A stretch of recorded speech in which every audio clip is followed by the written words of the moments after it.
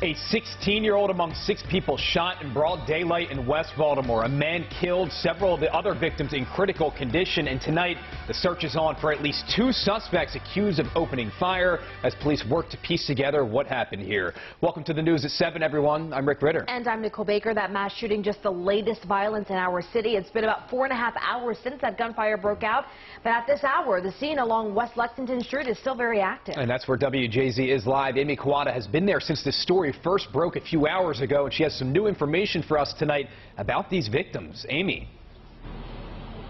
Rick, Nicole, officials are calling this a brazen act. We've actually moved to the other side of the scene so we can show you a better look here. We're here on the 2100 block of West Lexington and North Smallwood Streets, where you can see still an active investigation. Crime scene tape up, the dozens of shell case markings on the sidewalk where the shooting happened.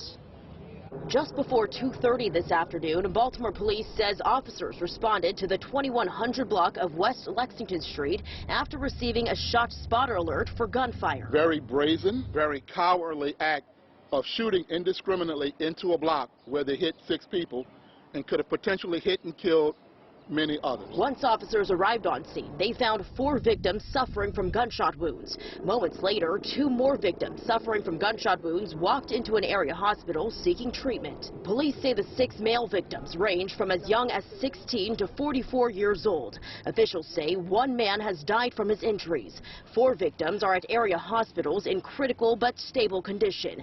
And the 16-year-old victim is recovering from a non-life-threatening gunshot wound to the forearm. What we believe happened at this point is the 6 individuals were in the 2100 block together, and there were at least 2 or 3 other individuals walking up Smallwood, and when they got to the intersection of Smallwood and West Lexington, began firing into the block at the victims where they were standing and are seated, and then after that fled the area.